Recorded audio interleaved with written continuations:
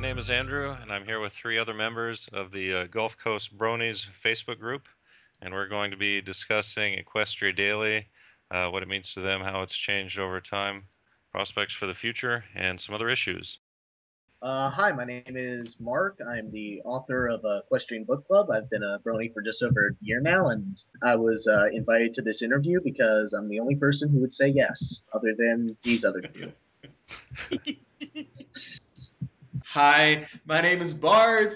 I've been a Brony for a little bit over a year now, and I am co-author of a blog, My Little Pony Fragging is Magic, which is where we host all of what we do for a game mod of Steve Jackson's Frag. It's Steve Jackson's Frag, which is basically Quake 2 on a table, and it's applied to ponies. So yeah, I do that. All of that. I am Emily Berry. I've been a Brony for like maybe a year now, I think. I paint custom blind bags, if that counts. I have one of your custom blind bags right here on my table. Yeah, I do enjoy painting the blind bag ponies. Basically, we're doing this because we have nothing better to do on a Thursday night. I'm going to edit this heavily, just so you know. So anything that you want to go back over. So basically, we're about to spend the next hour railing against Equestria Daily for censorship, but it's okay. Say whatever you want. We're going to censor it anyway. Yep, pretty much.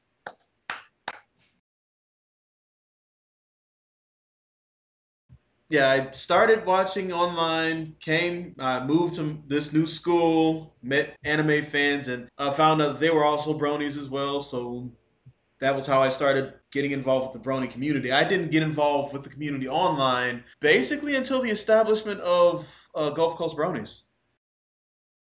Most of the time that I would spend with Bronies online would be just with Gulf Coast Bronies.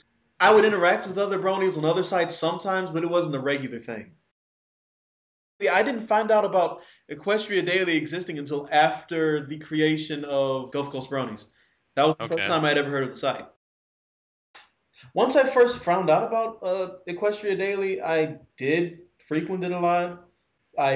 In fact, I think at one time I would kind of every few hours refresh their front page to see what's posted since I last checked. That was a little bit after I had first gotten introduced to it. And I guess right after a little while after that, I started collecting blind bags. And I used their site a lot for checking the status of what blind bags were available or whatever once I started seriously collecting them. But one thing I started noticing was that they didn't really have that much merchandise news. So I started going to other sites like Derpy Who's News, and there's a couple others that I found through Google, but Derpy Who's News is the one I kind of prefer a little bit. But I started using their site, and they're a bit more specific on updates for actual merchandise news. Once I found that, I almost completely stopped using Equestria Daily. I mean, every now and again, I'll pull it up because I'm like, I haven't checked Equestria Daily in like 3 weeks. But right now, it's just like, okay, I'll check it for a while, but I'll check it once in a while, but I don't really pay attention to the site at all now. Most times, just check the front page, see what they've posted, and kind of just leave because nothing that they've posted is of any interest to me whatsoever. I became a Brony on September 15th, 2011 at around noon. All right, that's very specific. That is very specific. And the reason I know that exact date and time is because I have here on my computer a file which was created when a friend of mine at school gave me a flash drive with season 1 on it. All right. So the full experience. Yeah, and so because I had that flash drive, I then went out, started watching episodes, and I said, okay, this is good. I like this show. When I first became a Brony, I watched the episodes, and then I went online and I just typed in My Little Pony Friendship is Magic, and one of the first links was to a little site called Equestria Daily. And at that time, I think they had just broken the 50,000 page view mark. That's like 50 million. They were, Yeah, 50 million. Yeah. 50 million. They had just broken that. I'm like, wow, this is really cool. And so I went to that site. That is the site that got me introduced to a lot of the fandom. Actually, really the thing that got me into the fandom, and it is a shame that this does not exist anymore. I have it on my phone. I can pull it up, but it is the My Little Pony Pro iPhone app.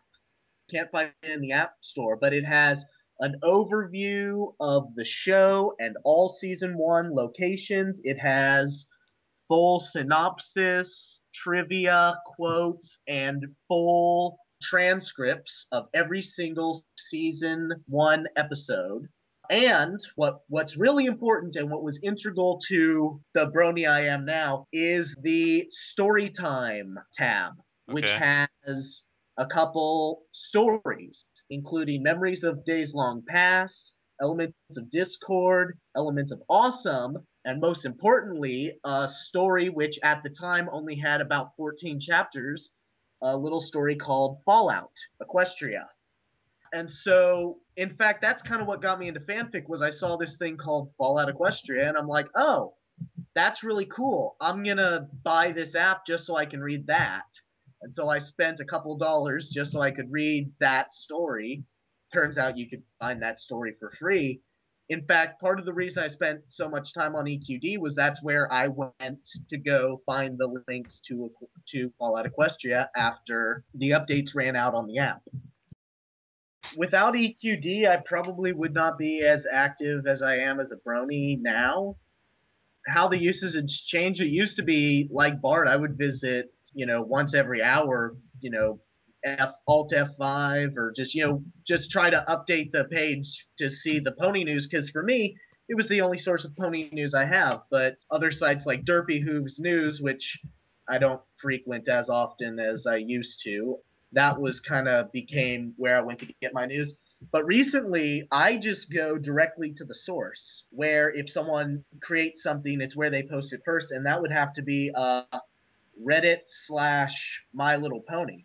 Because now I go there and I'm looking at these cool new updates and news, which is posted not every hour or every 2 hours, but instantly as it happens, and it works its way up to the front page.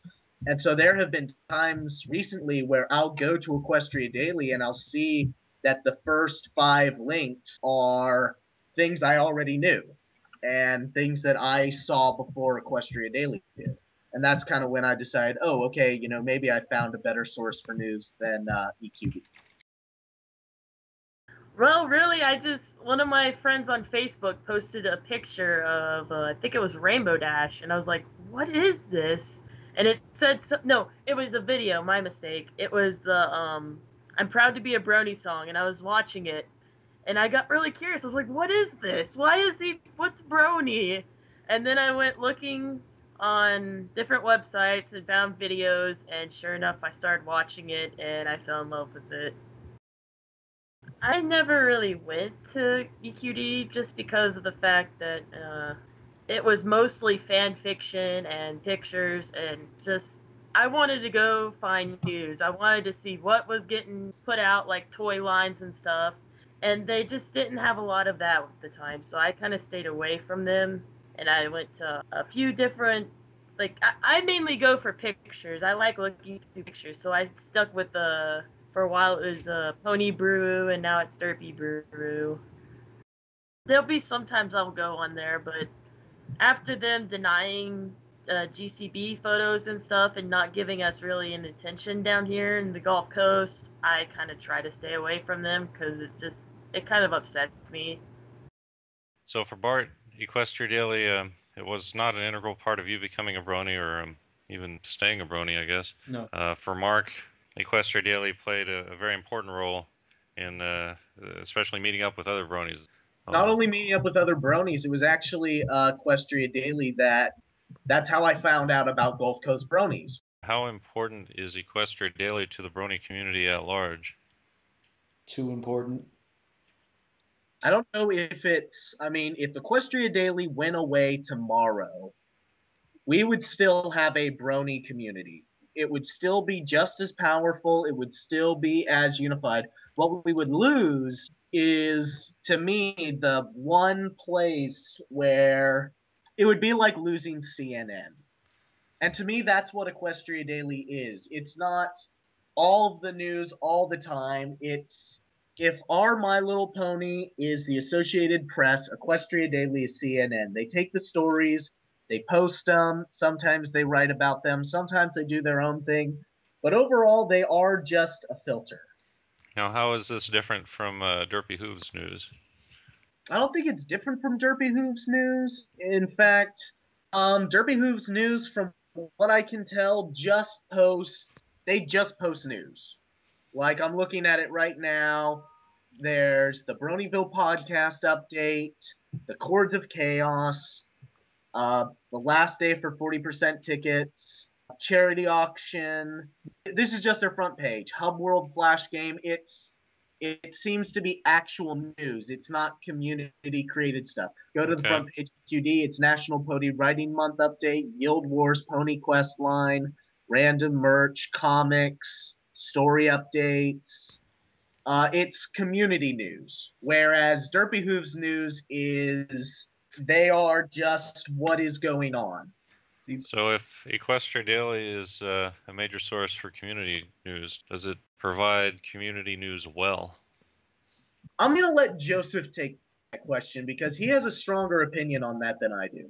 Well, one, I can't necessarily say that Equestria Daily provides community news. It provides community projects or community creations that the creators or whoever happens to be posting at that time likes, but it's not as general consensus of this is what the community is putting out at this time. There's a lot of things that they happen to just leave out, and they even specify that they select what does and what does not actually show up on their front page. So I would be hard pressed to say that what they provide is even just community news because it doesn't include the whole community. It's never the whole community. If I might deviate from the norm and ask a question of my co-interviewee, what do they provide, in your opinion? In the beginning, they did provide news, and it was very important that they provided that news because that was basically the only source that we had. But as it stands right now, I'm not sure what it is they provide. I know for you as a fanfic reader, it does make your life a little bit easier that they'll filter out the majority of really bad fan fiction, and anything that you pull up from there is at least a decent read. Speaking of things they got right, the Fiction Archive. That is one of the greatest things we have in our fan base is the Fiction Archive. There are only 2,194 posts in the Fiction Archive, but still, fantastic. And one of the things I strive to do that I don't think Equestria Daily does anymore, and I think is what they're going to be in the end coming under fire for, is that I try to make a point to feature content on there that people haven't seen before or that people would not normally see. I do post a lot of popular stuff because, well, there's a reason things get popular. It's because they're good, but I also go out of my way to find things that, you may not have seen. And I think the number one complaint about EQD is that they don't do that anymore. They don't go out and find things that you wouldn't normally see. So where do you go to find underappreciated fanfics?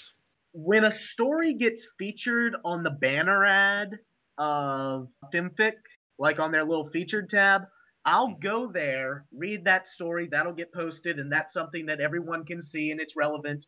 But then I have a list of authors that I follow that when they post something or if I'm in a dry spell, I'll go to these authors because they are not the most well-known authors in the fandom. And so I know if I post something of theirs, not only are they going to greatly appreciate it because their stuff doesn't get a lot of traffic, and they're usually extraordinarily happy when someone says, "Hey, I'm looking at your stuff and it's really good." But not only that, but it opens up the community and more people are looking at content that they wouldn't normally see. As someone who is very familiar with the fan fiction elements of the community, and I assume you've talked with a number of authors themselves. Many authors. What seems to be the major impediment to getting a story published on Equestria Daily? The issue with getting your story posted on Equestria Daily is that the pre-readers are just that. They're pre-readers. They're basing the story off of their own opinion. Now, don't get me wrong, I love the pre-readers. They, everything that they have marked as like 5-star or that gets onto Equestria Daily, it is of good quality. But the stuff that gets left out often is of good quality as well. One example I could give is an author that I believe you're seeking an interview with, Weller. I'm a huge fan of all of his 30-something stories that he's written. And when he wanted to post one of his stories on Equestria Daily, he had to jump through an infinite number of hoops just to get it posted onto their site. And then another issue with getting things posted onto sites is I believe Equestria Daily has, I can look this up, I think they have a word limit. Like it has to be this many words. Now, the issue with that is you'll find stories that are extraordinarily good. Like, I read a story, the entire thing was a letter from Octavia to Vinyl Scratch. And when you read it, it is deeply moving. It is a fantastic work. The guy who wrote it was brilliant, but I don't think it would have made it past the pre-readers because it was too short. And do you know anything about these pre-readers? Is there any information posted publicly about them? There is a list of all the staff for Equestria Daily. It is a huge page. They all have their happy little OC. And then there's this guy who's a bit of a prick. A little bit of a prick? Yeah. Midnight Shadow. You can leave that out if you want to. Let's just say he got into an argument with a fanfic writer that I am a fan of, and he was defending a fanfic series that I think is exceptionally terrible. Project Horizons? No, I actually, keep in mind, I still kind of like Project Horizons. No, it's, if you want to deviate a bit from what we were talking about, I can talk about this series and why I think it's kind of terrible. That's one creepy looking OC he's got there. Before we do talk about that, there's one question I do want to ask you. Yes. Because I know Project Horizons is a 5-star fic on Equestria Daily. Yes. Do you consider... That is entirely because of legacy. So you don't consider it to be a 5-star fic? Well, based on the conversations we've had and looking at it now from a literary standpoint, it had some pretty awesome moments in it, but yeah, I mean, the same complaint you had about it is, I guess, the complaint I had about it. It's good. I mean, put it on EQD, but it's not 5-star. It is not to the same tier as Fallout Equestria or Past Sins or any of the other stories that made the 5-star tag. I mean, when I first started my blog, my entire purpose was to go through the Equestria Daily 5-star list and read every single one of those stories. Every single one of those stories is fantastic. Not all of them deserve that 5-star tag. I'm sorry. But now you spend most of your time, or at least a good chunk of your time, looking for fics that don't have any stars that aren't posted at all. Yeah, and I mean, I like posting stories on my blog that not only can you not find on Equestria Daily, I sometimes post stories that you cannot find anywhere else at all. I can't remember if I wrote a review for it or if I just did editing for it, but I once read a story in a notebook that a friend handed to me. He said, "Hey, you got a fanfic blog? Here, read this." I'm like, okay.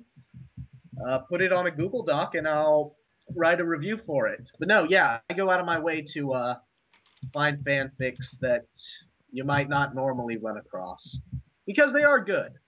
They're really good. Like I said before, I'm really not quite sure of, besides the fan fiction, I'm not sure of what EQD provides.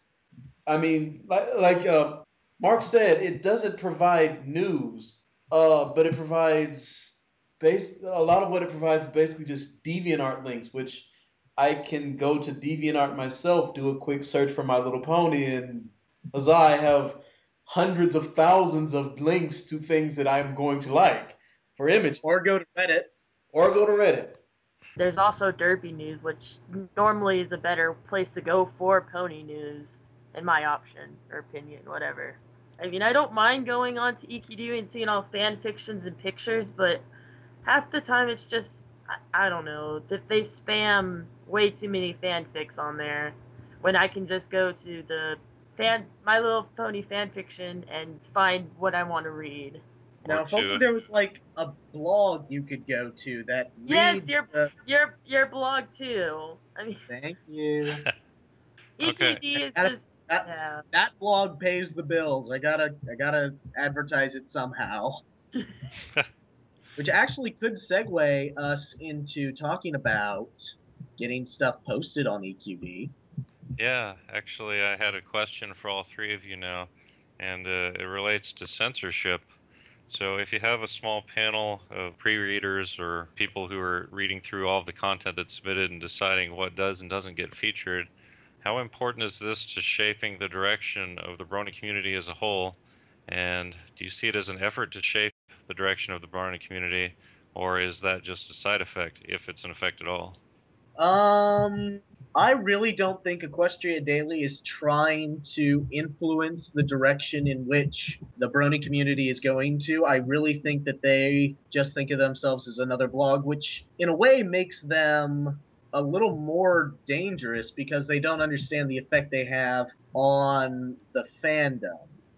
I mean, surely by this point they have to understand that they are an authority and that they are kind of the authority for certain people, and that, you know, people will rally around them if they say something. And so they do influence the fandom, and they certainly censor stuff. I believe it was FIM Philosopher, the guy who makes the Rainbow Dash Presents series, the Mentally Advanced Bridge series, both absolutely hands down hilarious works. If you've watched the Rainbow Dash Presents series, they are at fully animated, the length of a standard episode, and absolutely hilarious. You will die laughing. And in one of the openers for one of their episodes, they're talking about how a certain site, they don't name Equestria Daily by name, but when Equestria Daily did post their video, they said, yeah, we were giving them grief. One of them said that Equestria Daily basically said that their videos were just retellings of boring old stories that everyone had already seen before.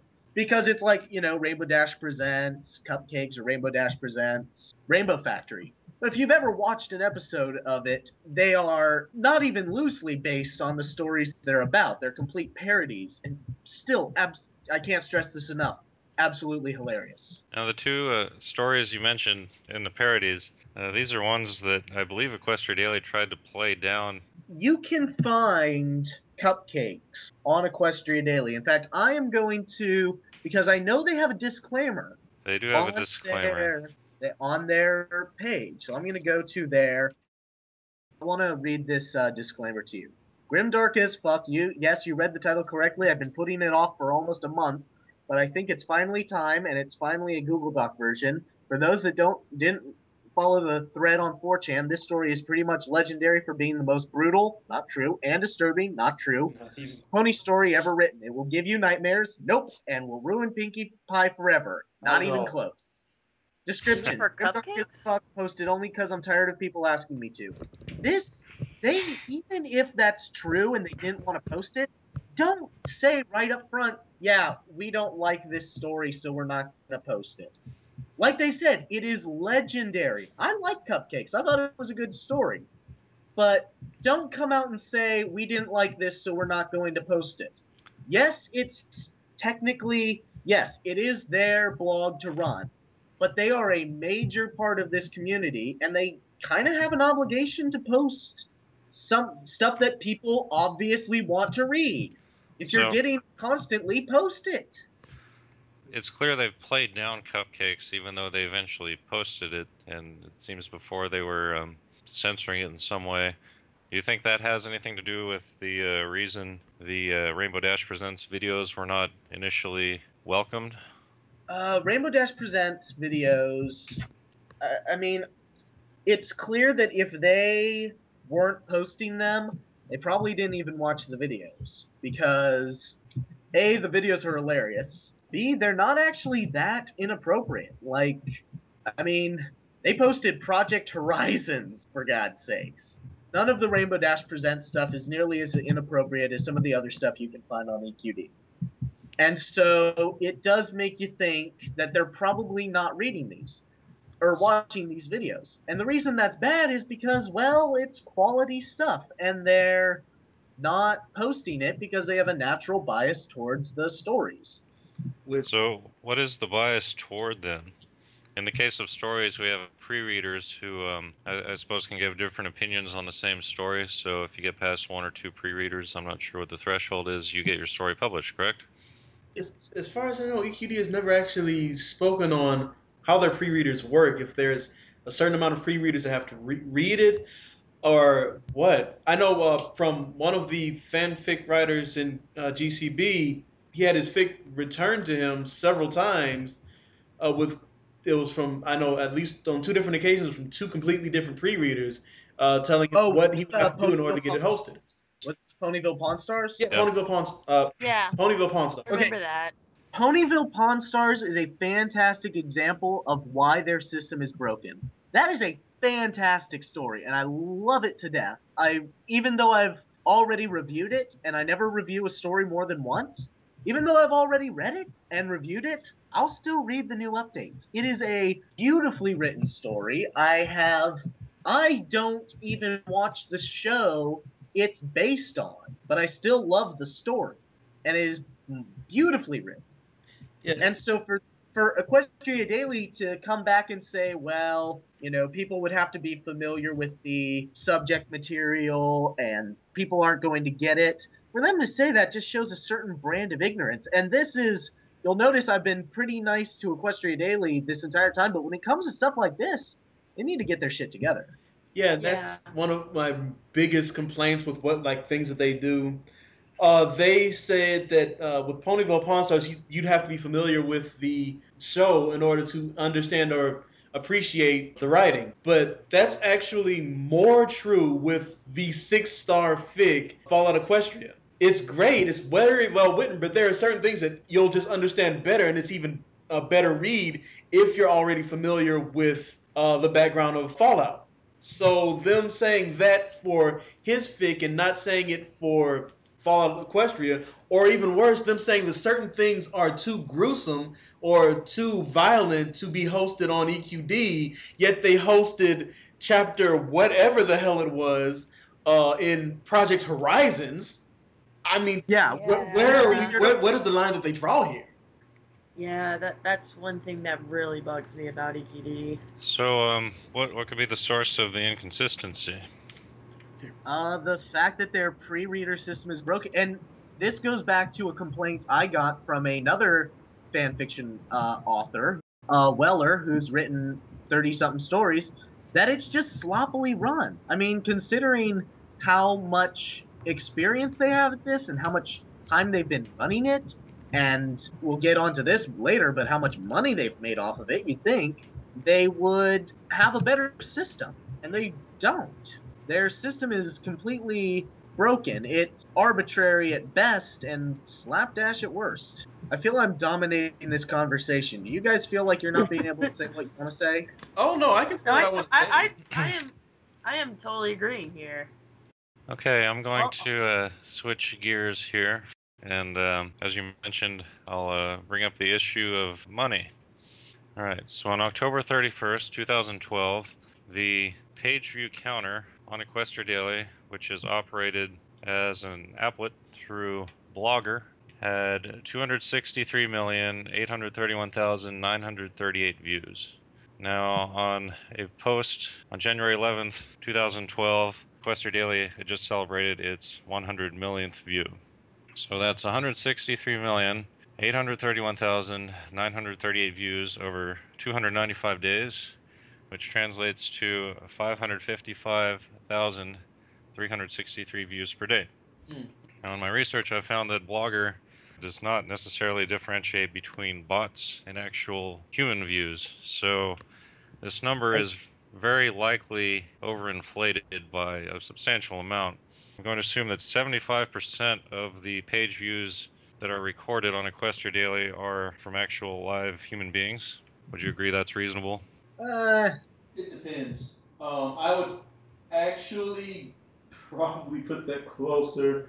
For a site like EQD, Christ, I might even put it as low as 50%.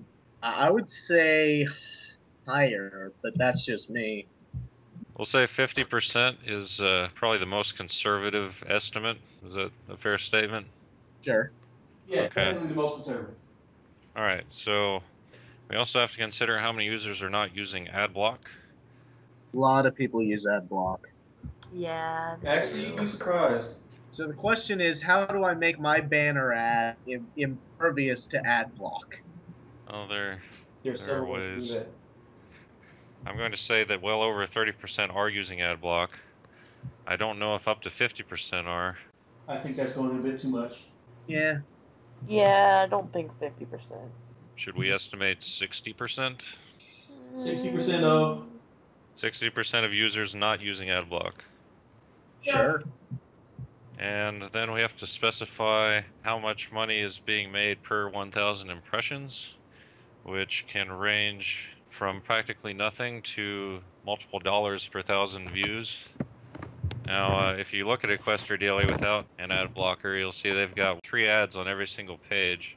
One is a banner ad at the top, they've got a tower ad at the right, bottom they've got another banner ad. I think it's fair to say that they're going to be making well over 2 cents per every 1,000 views. I don't think they're quite in the $2 range because most of their advertising is not very directed, as you might have noticed.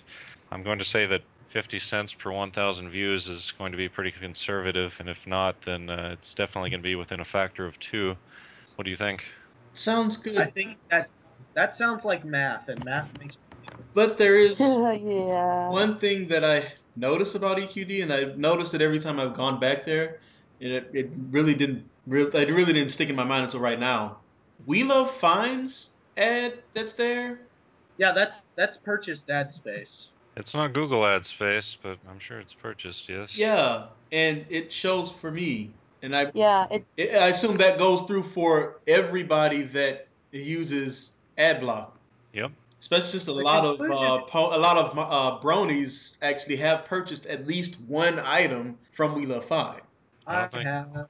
I don't know if we can use the standard metrics for that, but yeah, that's definitely extra revenue they're making. So basically, what we're saying is our number is going to be lowballed. Yeah, our Our number's number going is to be going very to be low. extremely That one ad in lowball. particular is they're making huge bank from that because I know I have followed that link myself. Yeah, I own lots of merch. I own 30 pony shirts. I would just like to go on record of saying I have 5 pony shirts, one of which I made. Wow. I got a couple of blind bags, one that I bought from Miss Berry, which I absolutely adore. Yay! Okay, I'm gonna go back to the math now. Yeah, go back to the math. So bear with me, Mark. Great math. All right, we've got 555,363 page views per day, of which half are humans and not bots. We divide that by 1,000 because payment is in rate per 1,000 views. We're going to assume that 40% of users are using ad block, so 60% are not. And we're going to assume that the site's making approximately 50 cents per every 1,000 impressions. So that gives $83 a day. Multiply that by 365, we have just over $30,000 a year in ad revenue alone, not including We Love Fun.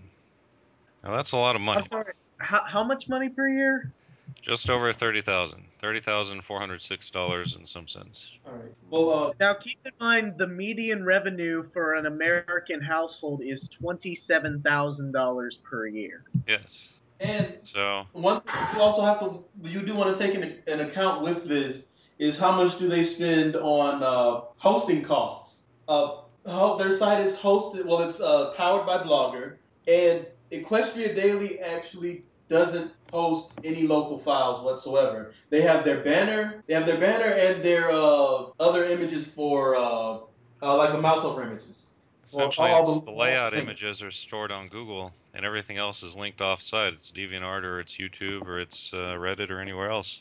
And yeah, But- that's all that would be all of the costs they have for, So there, besides the incredibly minuscule size of their HTML files that are being hosted locally. Well, actually, no, the HTML files are being hosted by Google because that's Blogger, which is a free service. So actually, their entire hosting service is free. Their one expense is their domain name, equestriadaily.com. Their registrar is Enom Inc. And if you happen to look at their current rates for a new website, a .com is $13.95 a year. With ID Protect, which Equestria Daily does use, that's an additional $8 a year. So you're looking at a base cost of $21.95 a year to run Equestria Daily. So what is their profit margin right now? Just on our local estimate?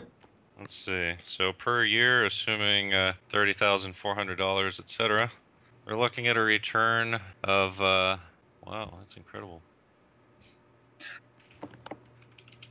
All the letters. 138,524%. Let me make sure I did that right. Basically, what we're saying is Bain Capital is going to buy Equestria Daily. Yeah. They're making bank.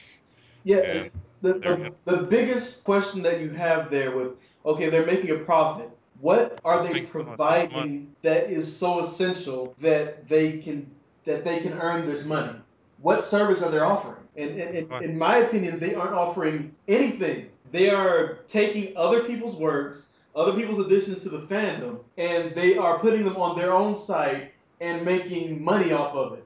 That's the standard media aggregator business model, actually.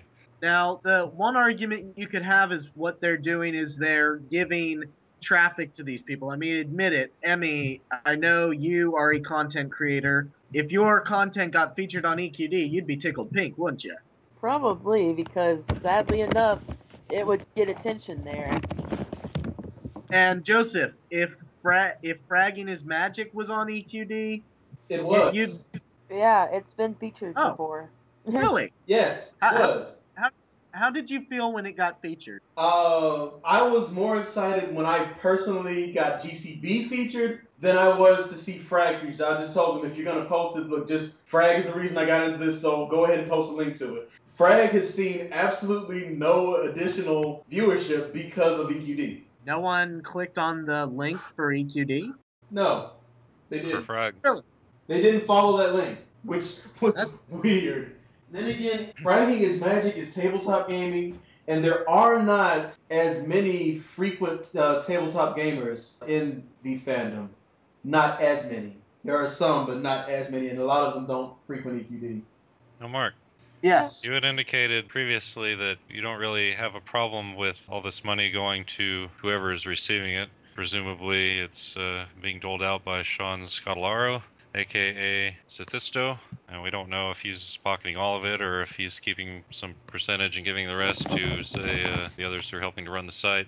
If Sethisto is taking all that money and pocketing it, I would expect that we're going to see a pre-reader rebel soon.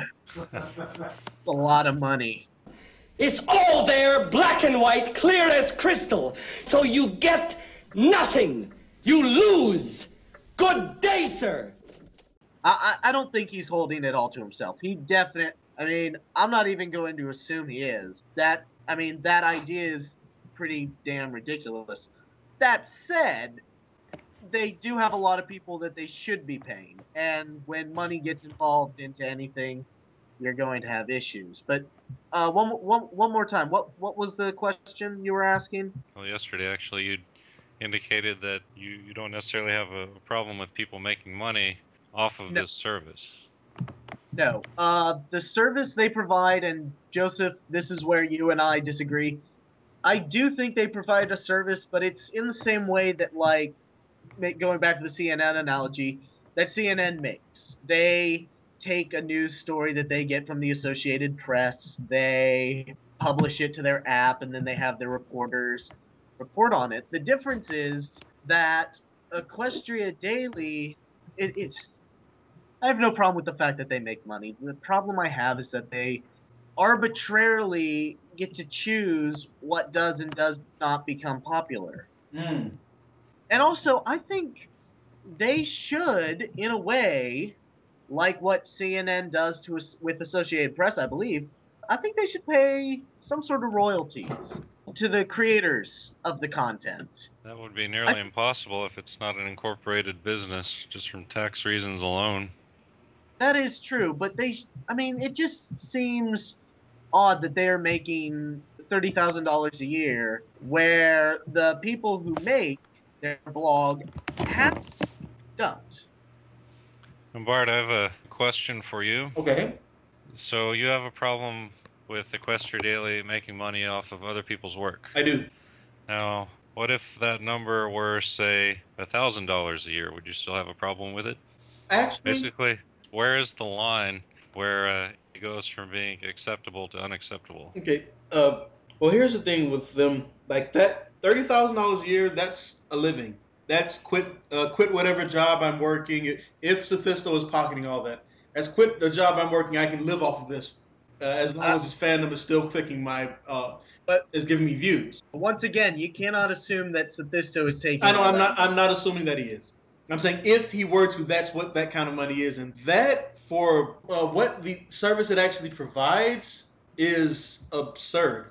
Like I said, I understand for Mark here that their service they provide for fan fictions is fantastic. I understand that completely, and to me that is the greatest service that they provide. But if they were to only do that and acknowledge that that's really the only contribution that they have, they would have their page views cut by at least 50%. At least. I mean, yeah, if like I don't have a problem with Mark getting checks off of his site or his blog, because what he does, he's very honest about. This is what I provide. EQD, I mean, he gives an analogy of EQD being like CNN. I disagree, because with Derpy Who's News and others like that particular site are more like CNN. They take what is actually hosted from somewhere else, like from Reddit, and they'll post it on their site as news. Like they'll take interviews and they'll take stories that are coming out of the fandom, and they'll post that as news on their site. And that's what they provide. They're very clear and upfront about what they provide. EQD is not at all clear or upfront about what it is that they do or provide. And I have a problem with them making money off of something that is very unclear. You know, up until this point, I've been disagreeing with Joseph, but now that I've heard that, I really do have to agree with him. They are extremely unclear about what it is exactly they provide. Do you think that's And also, intentional? And also, on a side note, Midnight's Shadow is a prick. Well, hopefully he's not getting any of this $30,000 then. They Very, deserve very conservative estimate of $30,000, I should add. Yeah. Very, very conservative. As for them doing it intentionally, I honestly don't think that they are doing it intentionally. Which is why I've never had a problem necessarily with EQD's continued existence, because I think that they think what they're providing is a central hub for the community, which is how they started. But right now, they are not even close to being the central hub, because the only thing that they provide is fanfics and pictures and music. And even the music that they provide, a lot of it is stuff that is done by people who are already popular. Mike the Mike, I love you if you're hearing this. So, Mike the Mike, I want to interview you for my blog. Make t-shirts, I will buy them. Probably has some. Does Mike the Mike have t-shirts? He should if he doesn't. Emmy, would you like to add something, since you haven't in like 5 minutes? No, I'm fine listening. Let's see.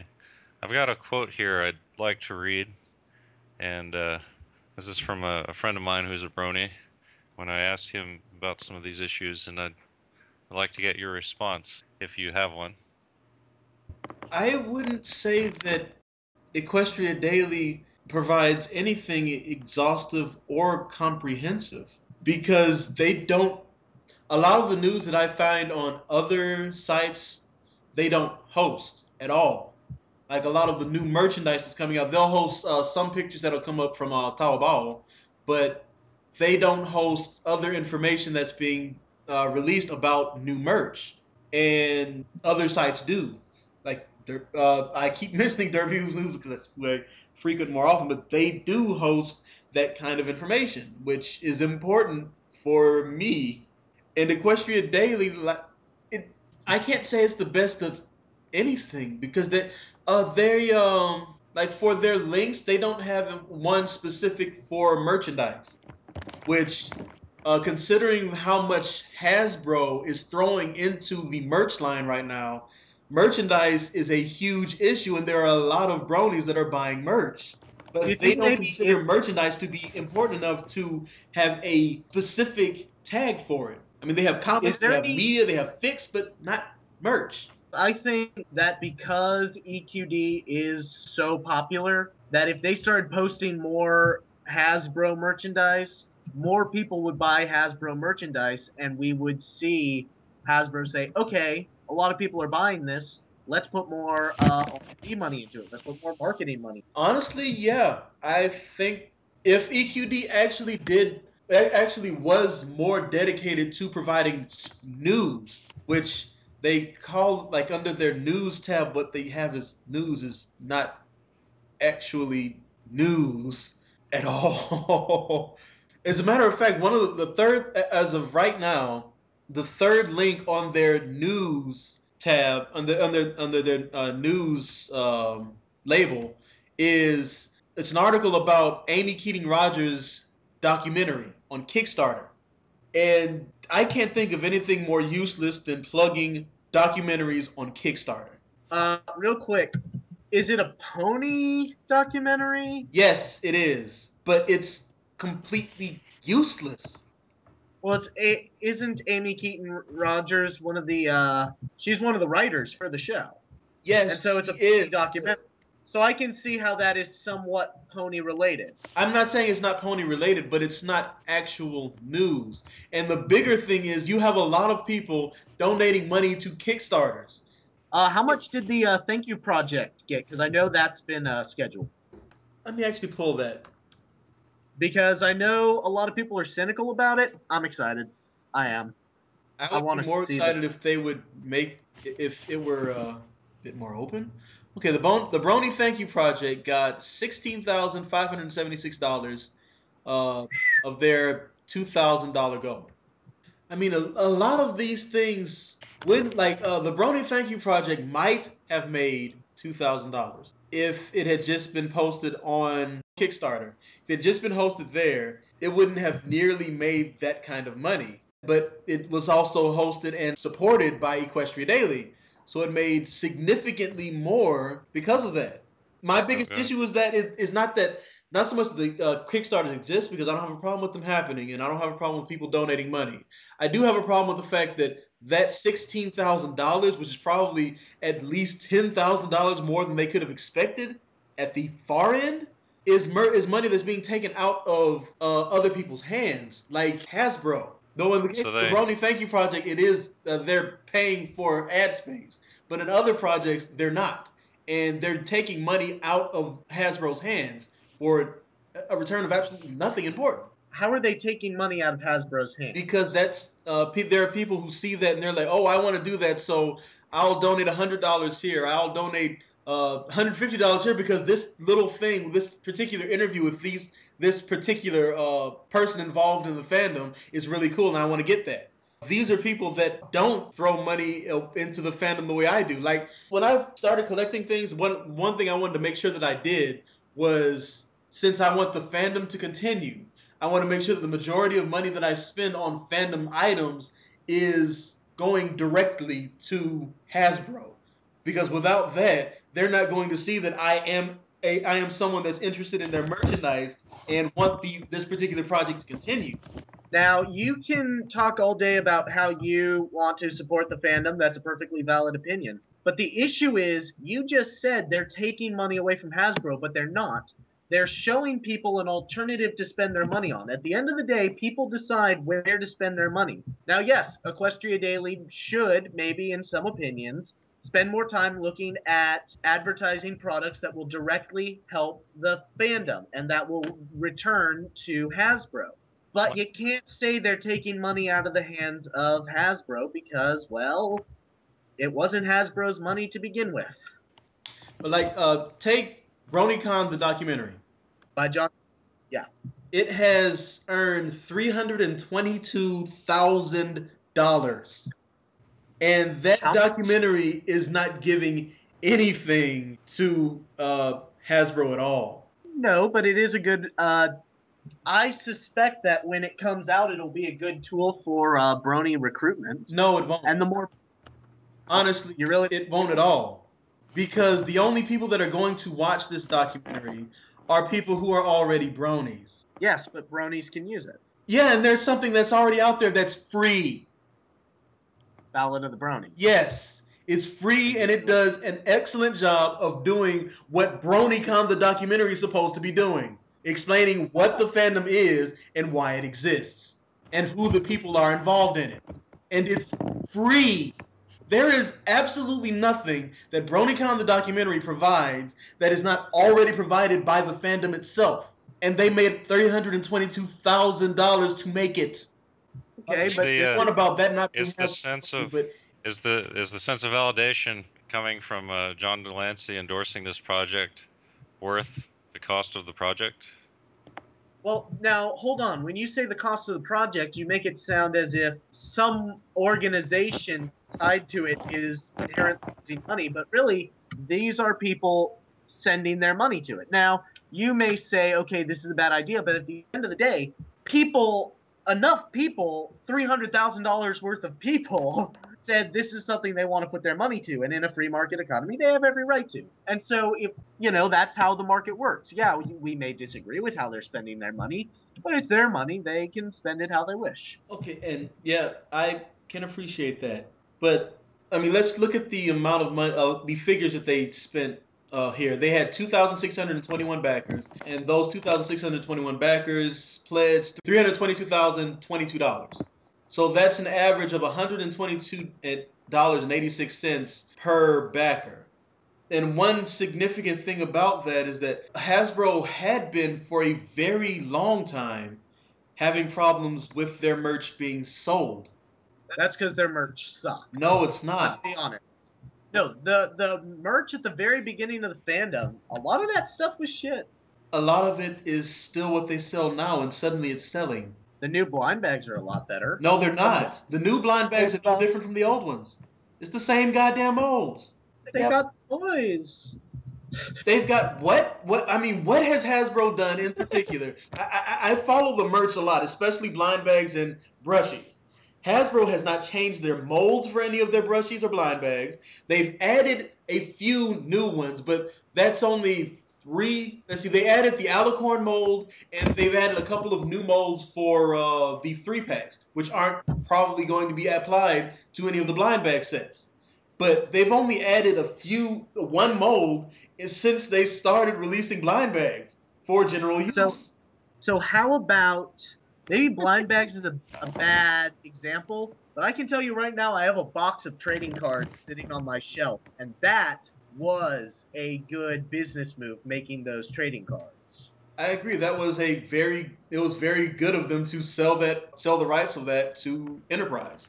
Not only that, and you can't say the cards aren't there for the Bronies. I didn't say they are. They were created. They are. They absolutely are, and that is where they are going to succeed. Is now the merchandise, like these cards, and I think later on we're going to see more Brony-centric toys, and you can't say that those 3-packs aren't there for the Bronies. No, I'm not saying that they're not there, but like those 3-packs are Brony toys. Yes, they are. And so by focusing now on that group, the group that has the money, Hasbro is now going to start profiting from this market. That is the only thing that is specifically tailored to Bronies right now.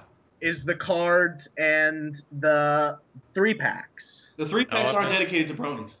The 3-packs are still tailored to the target demographic of My Little Pony, young girls. Every bit of it is.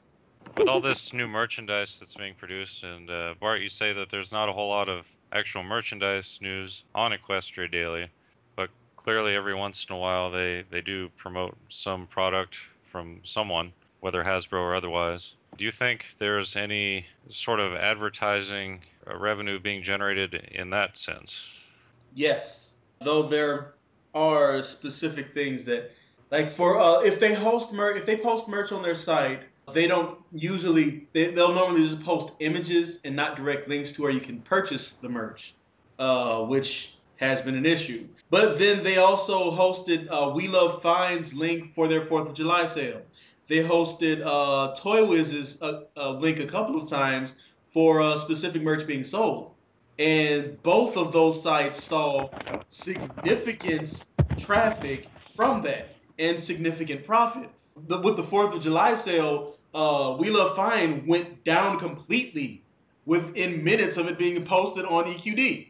And some of the other things that you like with merch that they've posted from that's fan created. If they've posted a link to An eBay auction, for example. auction regarding one of these fan created items, the items that get posted and featured are typically selling for way more than what the average price of that same item would be.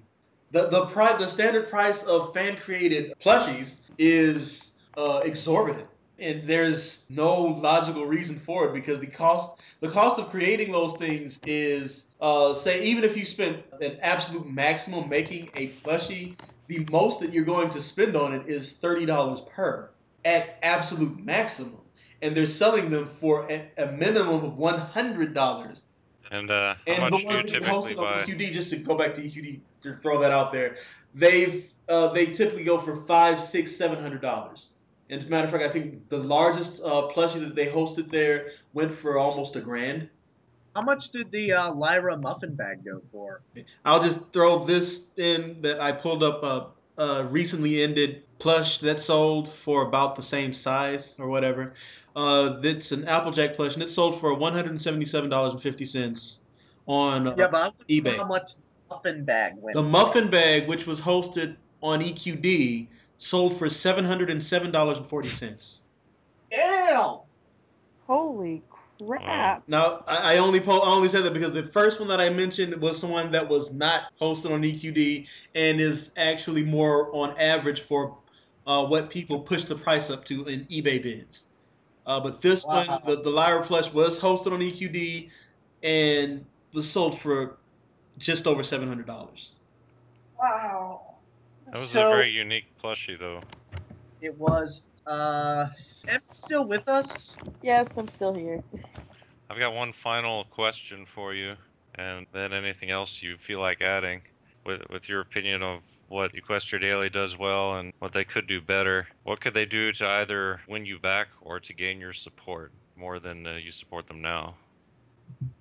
Get their act together? I'd say Yeah, that's like a presidential candidate saying, "We're going to get America back together." Ask, how about this? How?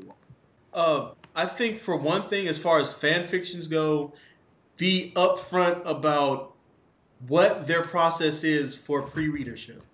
Like, we know that there are pre-readers there, but what is the process that one goes through in order to actually get hosted on EQD?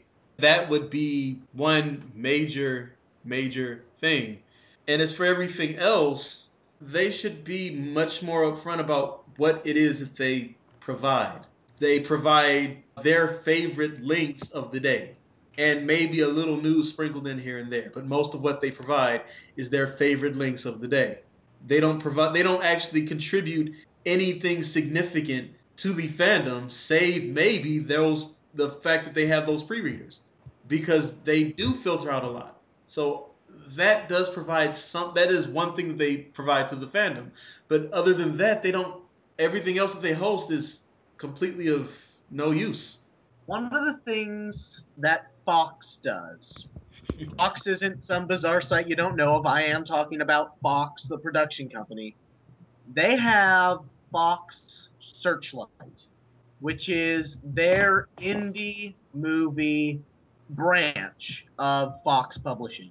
If Equestria Daily were to adapt that model and have an indie fanfic page or an indie music page where it's not something that they've put past the pre-readers, it's not something that they've that's popular.